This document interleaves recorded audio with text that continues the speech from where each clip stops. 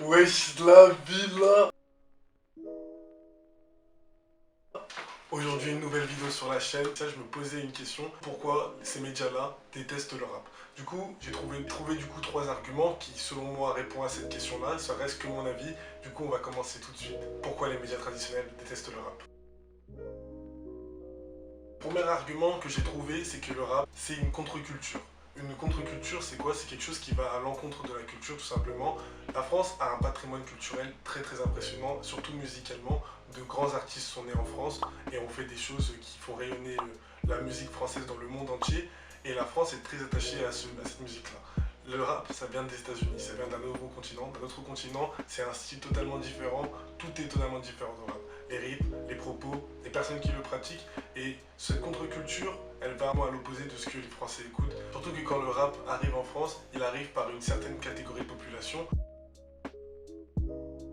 Le rap est une musique de minorité. En effet, le rap, quand il est arrivé en France, il a commencé à être écouté dans les mêmes endroits où il est apparu aux États-Unis. Il est apparu également en France, c'est-à-dire dans les milieux les plus populaires. Il a été pratiqué par des personnes issues des minorités, d'immigration, aussi des minorités économiques.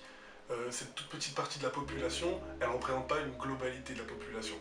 Donc c'est compliqué pour les grands médias de s'adresser à cette minorité qui connaissent pas forcément très bien. Surtout que les thèmes abordés dans le rap sont des thèmes qu'on n'aborde pas de manière générale dans ces médias-là, surtout à l'époque où il est arrivé en France, et il a gardé cette image-là de musique qui revendique, qui parle de sujets que les médias grand public n'abordent pas forcément, c'est-à-dire la pauvreté, le racisme, les discriminations, ces sujets-là qui ne touchent pas forcément le public type de ces médias-là.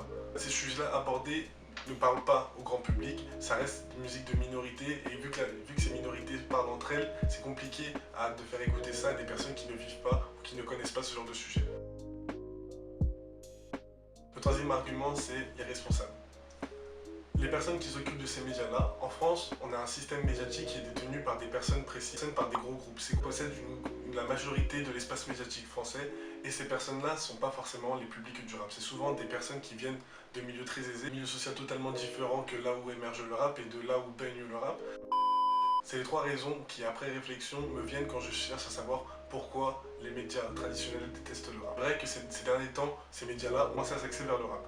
Il y a par exemple France Inter qui a créé son émission Le Grand Urbain avec des présentateurs qui, on parlera de ce sujet-là dans un autre moment, mais qui essaient d'aborder le rap, essaient d'inviter des artistes rap, et qui essaient de plus en plus d'enlever le mépris qu'on peut ressentir quand un artiste rap vient sur un plateau, qu'un artiste de la culture urbaine de manière générale. Mais tout ça, c'est grâce à l'expansion du rap, que ce soit économiquement, parce que le rap c'est de la première musique en France, mais parce que les médias qu'on a créés pour parler de notre culture, donc Skyrock qui est beaucoup plus vieille, et les médias comme Bouscapé, Rapelli et tous ceux qui ont apparu grâce à internet et des passionnés qui ont décidé de parler de ce sujet-là, cette expansion-là ont fait que le rap ne pouvait plus être mis sous le tapis, et au bout d'un moment on était obligé d'aborder le rap. Et de plus en plus, les critiques, les polémiques qu'il y a eu quand des artistes rap sont venus dans ces émissions-là, que ce soit à la télé ou à la radio, ont forcé les présentateurs pour garder une bonne image. Ces polémiques-là qui sont apparues quand des artistes rap venaient parler de leur musique et qu'on les ramenait toujours à leurs clichés, ont commencé à faire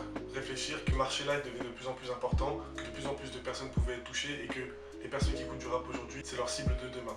Donc de commencer à travailler dans ce sens-là, et au final ça reste positif parce que ça montre juste que notre culture avance de plus en plus et se fait une place de plus en plus. Tous ces facteurs-là font que même si les médias traditionnels détestent le rap sur le papier, ils commencent à changer et les mentalités commencent à évoluer, et c'est que du positif.